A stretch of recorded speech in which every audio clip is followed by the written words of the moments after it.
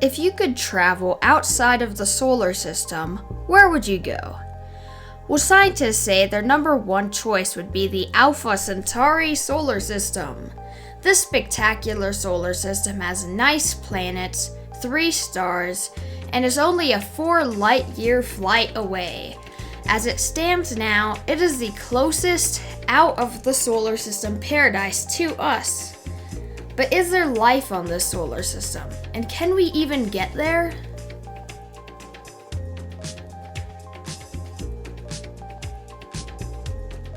So I'm sure you'd like to know about your vacation paradise before actually going there.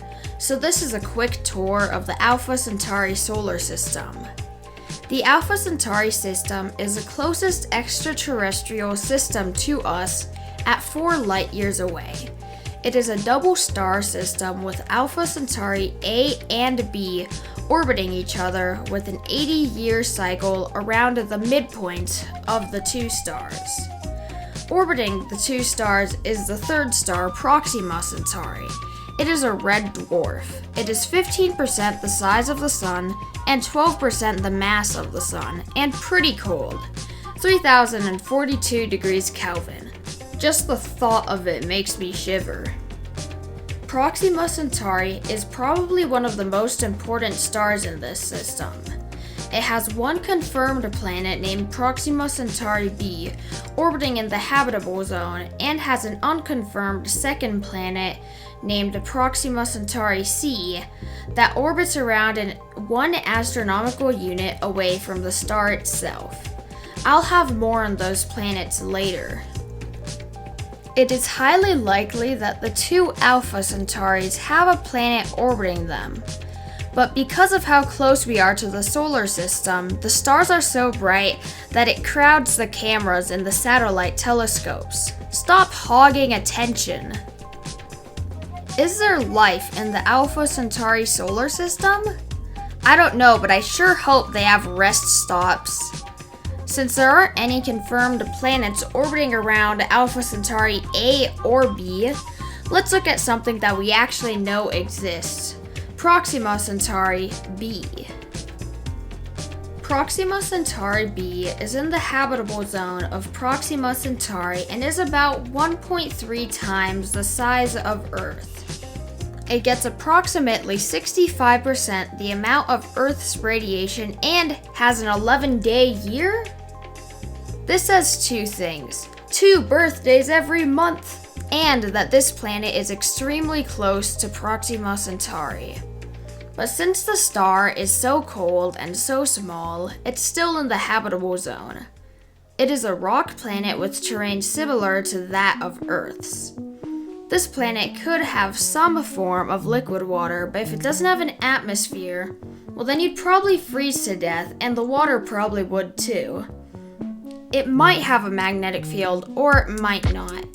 If it doesn't, well this planet only gets 65% of the Earth's radiation, but you'd still need some pretty high FPS sunscreen to protect yourself. There are a few big deciding factors that would make this planet have life or not. 1. Does it have an atmosphere? I mean, not just for the heat, but for the breathing too. 2. Is it synchronized locked with its orbit? Depending on how quickly the planet rotates, it could be synchronized locked or not synchronized locked. If it's synchronized locked, then it rotates so the same side of the planet is always facing its star. If it isn't, then it would distribute heat more or less evenly depending on how fast it's going. The problem with synchronized locked planets is that one side is always super cold and the other side is always super hot. As for other habitable planets in this solar system, well, we don't know. I mean, we are space stalkers, but we aren't that bad.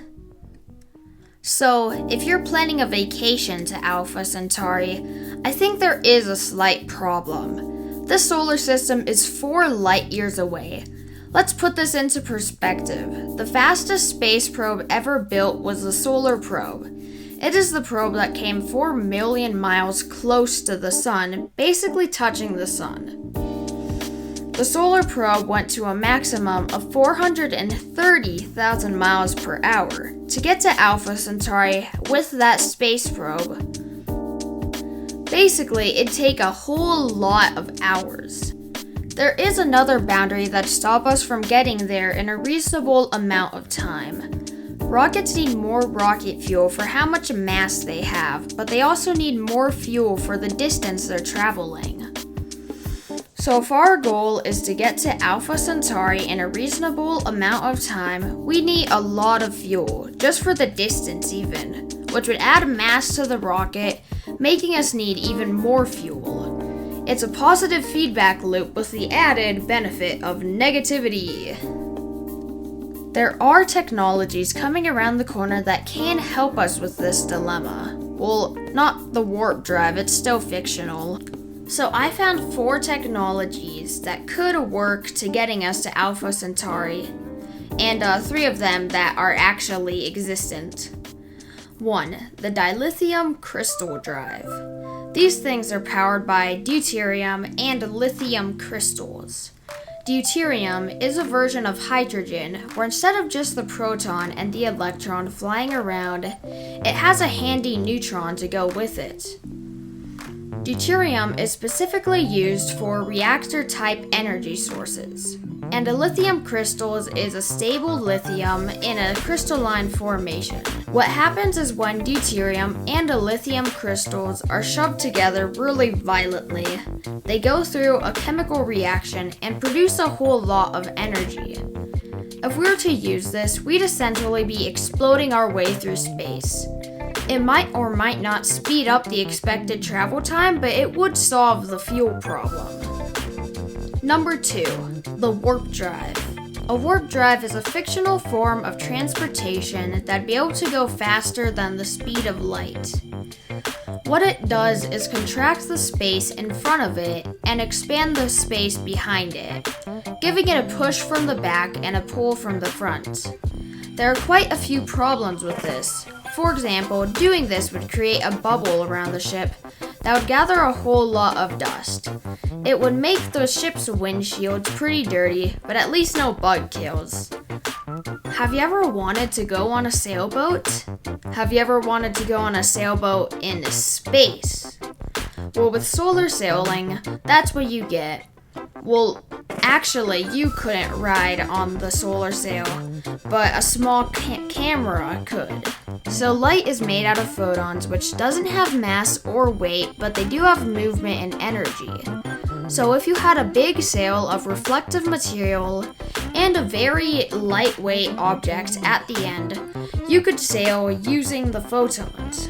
There are actually existing satellites using solar sailing to orbit around Earth. Number 4, literal laser beams. So laser emitters exist. What if we could use them to launch ourselves through space? That'd be pretty awesome, not gonna lie.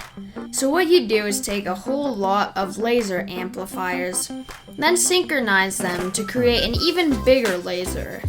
Then that bigger laser will hit a solar sailing probe. The general idea is that it's normal solar sailing, just faster yet more expensive.